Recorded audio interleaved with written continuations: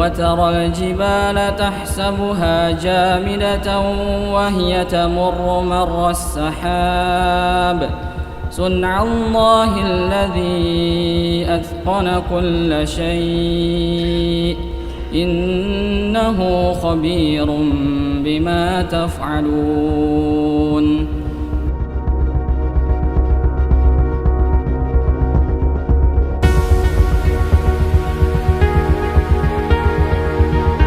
Yang disebut bergerak itu karena gunung ini berada di atas lempeng. Dan lempeng ini karena dia terkena zona subduksi namanya, pertemuan antara dua lempeng tadi, ini kan bergerak ke dalam. Yang ini juga bergerak ke dalam. Ini bertemu lalu menjadi cair jadi magma. Nah, ini kan membawa gunung. Dia akan turun terus ke bawah. Jadi gunung itu tidak diam, bergerak. Dalam perhitungan kami kurang lebih sekitar 6 sampai 7 cm per tahun. Bersama-sama kita itu. Jadi Pulau Jawa itu kalau menurut teori tektonik lempeng di geologi itu sedang dalam proses saat ini menuju ke selatan. Pulau Jawa ini termasuk Pulau Sumatera. Gerakan-gerakan inilah yang menyebabkan kesetimbangan berubah. Pada titik-titik tertentu itu menyebabkan energinya jadi besar dan jadilah gempa bumi. Jadi gempa bumi kita, kemudian letusan gunung api, tsunami, lalu longsor itu bukan bencana atau bahaya sendiri-sendiri sebetulnya. Dari letusan gunung api jadi endapan, kemudian endapan ini misalnya terkena longsor, terkena hujan, kemudian ada gempa bumi. Dua energi ini bisa menyebabkan bangunan alam maksudnya.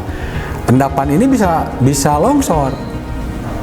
Jadi Gunung Galunggung juga walaupun itu batu gitu ya sepertinya, itu bukan tidak mungkin longsor sebetulnya. Ada hujan besar, ada gempa bumi di situ, ada campur tangan manusia, longsor. Ya itu terjadi. Walaupun itu berupa hutan.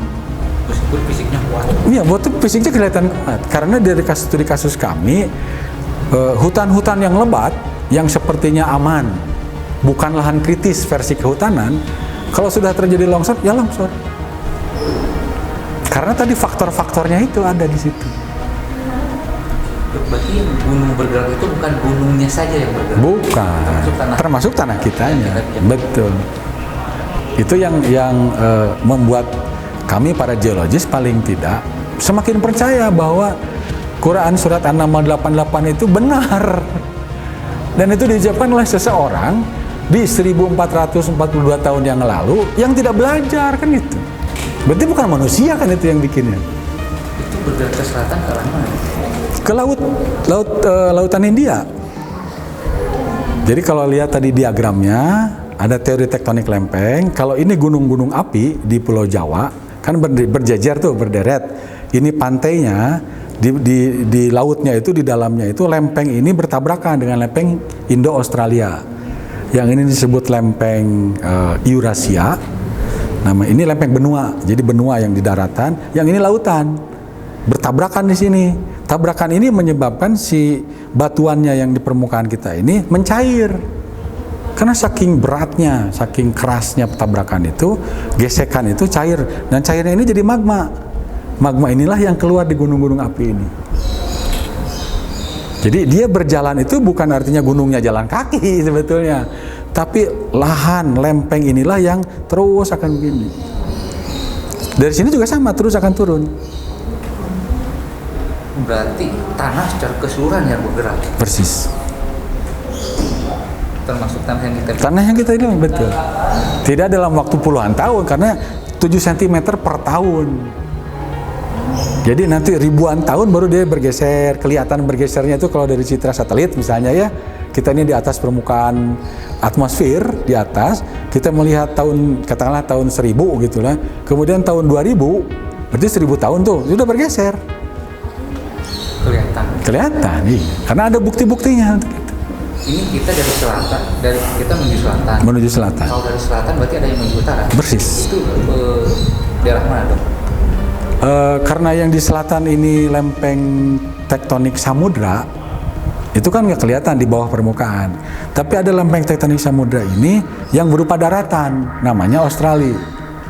Jadi kalau tadi lihat gambarnya geologi Indonesia, lempeng Australia itu akan menuju Indonesia nantinya. Lempeng kita juga akan turun menuju Australia. Suatu saat akan ketemu dua lempeng ini. Berarti suatu saat Indonesia dengan Australia akan berdekatan. Itu satu ya. Jadi negara Australia dan negara Indonesia nanti akan Akan bersebelahan persis. Itu pasti. Pasti karena sekarang sudah dihitung. Sudah dihitung oleh kita, makanya tahu tadi ada angka 6 cm per tahun sampai 7 cm per tahun bergeraknya itu. Sudah ada perhitungan juga misalnya kalau nanti sudah bertemu dua titik yang terjadi adalah kalau yang terjadi bertemunya di bawah laut, maka dua-duanya akan hancur. Dua-duanya akan hancur. Tapi kalau yang bertemunya di darat, yang tadi saya sampaikan adalah Himalaya. India itu kan benua sebetulnya India itu. Eurasia juga benua. India dan Eurasia ini bertabrakan di darat. Akibatnya dia akan ke atas. Jadilah Gunung Himalaya.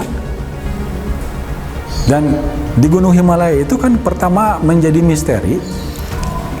Asalnya dari Gunung Alpen sebetulnya. Kok ada kerang di atas gunung? Kerang tidak punya kaki. Ternyata kerang itu setelah jadi fosil, terendapkan menjadi lapisan material batuan di bawah laut, itu tertekan, muncul ke permukaan sampai ketinggian 2000-3000 meter.